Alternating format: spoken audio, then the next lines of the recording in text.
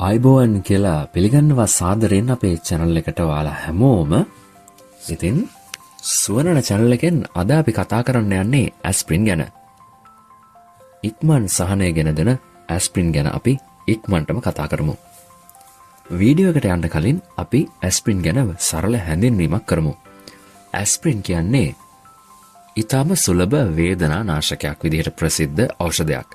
වේදනා නාශකයක් විදිහට අමතරව ඇස්ප්‍රින් තවත් ප්‍රචලිත කාරණයක් තමයි හෘදය සහ රුධිර වාහිනී ආශ්‍රිත රෝගවලට ප්‍රතිකාර කිරීමේ ඖෂධයක් විදිහට. සාමාන්‍යයෙන් ඇස්ප්‍රින් වල රුධිර ප්‍රතිකැටිකාරක ගුණයක් තියෙනවා. අන්න ඒ ගුණය තමයි මෙතනදී භාවිතාවට ගන්නෙ. අපි ඒ ගැන වෙන දවසක් කතා කරමු. ඇස්ප්‍රින් ගැන විශේෂත්වය තමයි ඇස්ප්‍රින් වයස අවුරුදු 16ට අඩු පුද්ගලයන්ට නිර්දේශ කරන්නේ නැහැ. ඇස්ප්‍රින් අයත් වන ඖෂධ කාණ්ඩය තමයි non-steroidal anti-inflammatory drugs හෙවත් NSAID කියන ඖෂධ කාණ්ඩය. මේ ඖෂධයේ රසායනික නම ගත්තොත් ඒ තමයි ඇසිටයිල් සැලිසිලික් ඇසිඩ් කියන නාමය.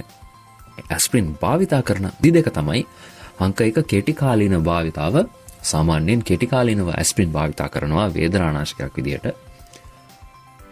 මෙහිදී මිලිග්‍රෑම් 300ක් වගේ ඉහළ මාත්‍රාවක් තමයි ඇස්ප්‍රින් වලින් භාවිතා වෙන්නේ. ඊළඟට දීර්ඝ කාලීනව ඇස්ප්‍රින් වෛද්‍යවරු විසින් නිර්දේශ කරනවා. ඒ නිර්දේශ කරන්නේ හෘදය සහ රුධිර වාහිනී ආශ්‍රිත රෝග තියෙන රෝගීන්ට. මෙහිදී විශේෂත්වය තමයි මිලිග්‍රෑම් 75ක් වගේ අඩු මාත්‍රාවක් තමයි සාමාන්‍යයෙන් දීර්ඝ කාලීන ඇස්ප්‍රින් භාවිතයකදී වෛද්‍යවරු නිර්දේශ කරන්නේ. ඉතින් අද අපි බලාපොරොත්තු වෙන්නේ ඇස්ප්‍රින් වල මේ කෙටි කාලීනව භාවිතාව වෙන්නේ කොහොමද කියන එක ගැන කතා කරන්න. දීර්ඝ කාලීනව ඇස්ප්‍රින් භාවිතා කරන්නේ හෘදය සහ රුධිර වාහිනී ආශ්‍රිත රෝග වළක්වා ගැනීමේ ඖෂධයක් විදිහට. අත්‍තරම කිව්වොත් ප්‍රතිකාර කිරීමට වඩා වළක්වා ගැනීමේ ඖෂධයක් විදිහට. ඒ ගැන අපි වෙනම වීඩියෝ එකකින් හමු වෙමු. ඉතින් අද කතා කරන්නේ අපි ඇස්ප්‍රින් ගැන කෙටි කාලීන භාවිතයන් මොනවද කියලා. ඉතින් තවත් බලන් ඉන්න නැතුව අපි යමු වීඩියෝ එකට. ඔව්, ඇස්ප්‍රින් භාවිතා කරනවා කෙටි කාලීනව ඉතාමත්ම ජනප්‍රිය ප්‍රචලිත භාවිතාව තමයි ඇස්ප්‍රින් වල වේදනානාශකයක් විදිහට භාවිතා කරන එක. ඉතින් මේ වේදනානාශකයක් විදිහට භාවිතා කරන්නේ මොන අවස්ථාවලදීද කියලා ඊළඟට අපි බලමු.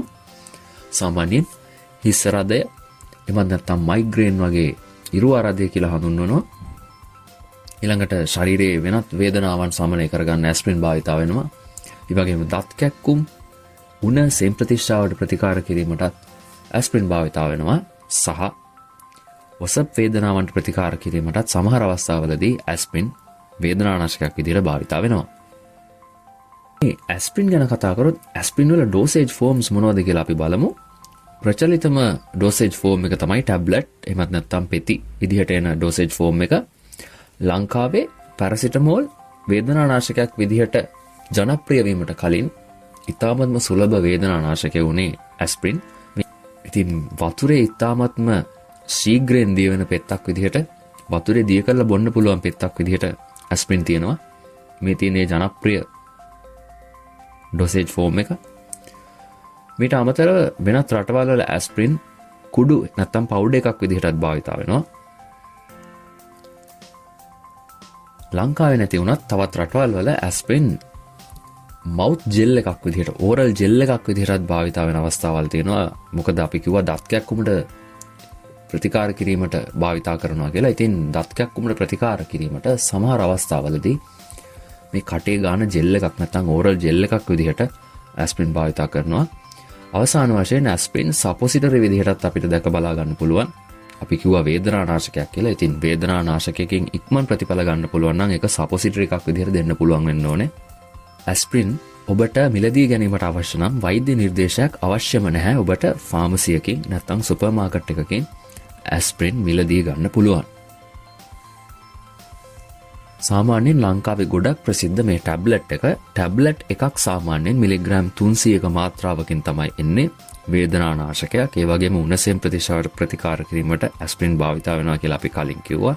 සාමාන්‍යයෙන් දවසකට નિયમિત මාත්‍රාව තමයි මේ ටැබ්ලට් එකක් හෝ දෙකක් එමත් නැත්නම් පැය 6කට වරක් වගේ ගන්න කියන අවස්ථාවක් තියෙනවා.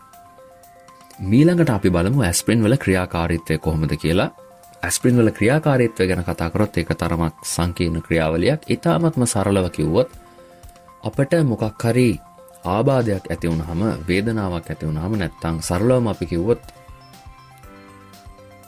අපිට අනතුරක් වුණොත් අපේ ශරීරයට තුවාලයක් වුණොත් මෙන්න මේ තුවාලෙන් උදාහරණයක් විදිහට ගත්තොත් ප්‍රොස්ටග්ලැන්ඩින් කියන රසායන ද්‍රව්‍ය ස්‍රාවය වෙන්න පටන් ගන්නවා.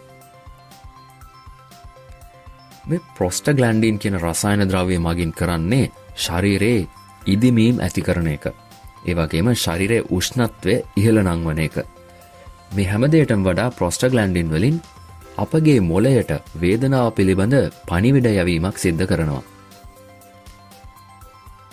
මේ ඇස්ප්‍රින් හදලා තියෙන්නේ මේ ප්‍රොස්ටග්ලැන්ඩින් ස්‍රාවය නවතා දමන්න. ඉතින් ඇස්ප්‍රින් විසින් ප්‍රොස්ටග්ලැන්ඩින් ස්‍රාවය නැවැත්තුවහම එතනදි වෙන්නේ අපේ ශරීරයේ ඉදිමීම් ඇතිවෙන එක අඩු වෙනවා. ඒ වගේම ශරීරයේ උෂ්ණත්වය ඉහළ යන්නේ නැහැ. ඒ කියන්නේ උණ ගතියක් තියෙනවා නම් ඒක බහිනවා. ඊට අමතරව මොළයට අදාළ ආබාධය පිළිබඳ වේදනාව දනවන පණිවිඩ ලැබීම නවතිනවා. හොඳට මතක තියාගන්න වේදනාව නැති වෙන්නේ නැහැ. වේදනාව හැම තියෙනවා. නමුත් වේදනාව මොළයට අරන් යන පණිවිඩ නවතිනවා ප්‍රොස්ටග්ලැන්ඩින් ස්‍රාවය නතර වුණාම. අන්න එතකොට තමයි අපිට සහනයක් දැනෙන්නේ. සාමාන්‍යයෙන් ඇස්ප්‍රින් ඉතාමත්ම ජනප්‍රිය වේදනානාශකයක් වීමට හේතුව කෙටි කාලකදී සහනය ගෙන දෙන ඖෂධයක්. ඒකට හේතුව තමයි ඇස්ප්‍රින් වල ක්‍රියාකාරීත්වයට යන්නේ විනාඩි 20ක් හෝ 30ක්. විනාඩි 20ක් 30ක් ඇතුළත ඇස්ප්‍රින් ප්‍රතිඵල ගෙන දෙනවා, වේදනාව සමනය කරනවා. දීර්ඝ කාලීනව ඇස්ප්‍රින් කවුරු හරි භාවිතා කරනවා නම් එතනදී අතුරු ආබාධයක් තියෙනවා. එහිදී පෙප්ටික් අල්සර්ස් ඇති වෙන්න පුළුවන්. එමත් නැත්නම් ආමාශයේ තුවාල ඇති වෙන්න පුළුවන්. හැබැයි මේක ඇස්ප්‍රින් වලට විතරක් පොදු කාරණාවක් නෙවෙයි. ඇස්ප්‍රින් අයිති NSAID කියන කාණ්ඩයටම, මේ කාණ්ඩයට අයිති ඕනම ඖෂධයකට පොදු කාරණාවක්. වේදනානාශකයක් විදිහට ඇස්ප්‍රින් භාවිතාව ගැන කතා කරොත් ওই ටික තමයි කතා කරන්න තියෙන්නේ. ඉතින් තවත් දවසකින් අපි ඇස්ප්‍රින් වල දීර්ඝකාලීන භාවිතයන් එක්ක තවත් වීඩියෝ එකකින් හමු වෙමු. බොහොම ස්තුතියි අපිත් එක්ක එකතු වෙලා හිටියට. බොහොම ස්තුතියි මේ